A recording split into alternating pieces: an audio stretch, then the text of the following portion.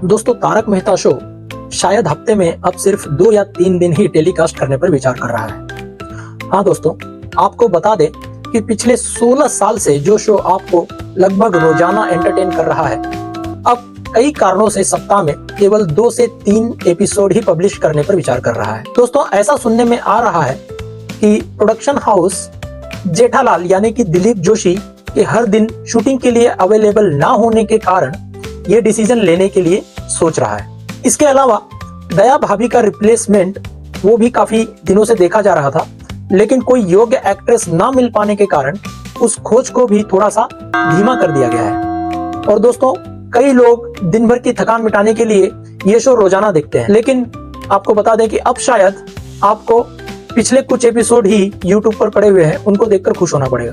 दोस्तों, आपको बता दें कि इस खबर की ऑफिशियल पुष्टि ना तो प्रोडक्शन हाउस, ना असित मोदी और ना ही इस शो के किसी कलाकार ने की है।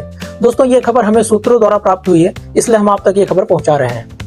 दोस्तों, हमें कमेंट में जरूर बताएं कि क्या प्रोडक्शन हाउस ये डिसीजन सही ले रहा है, उसे ये शो हफ्ते में सिर्फ 2 से 3 दिन ही पब्लिश करना चाहिए, या उसे पहले की तरह इस शो को रोज मंडे टू फ्राइडे पब्लिश करना चाहिए। ऐसी खबरों के लिए मेरे चैनल को जरूर सब्सक्राइब करें। धन्यवाद।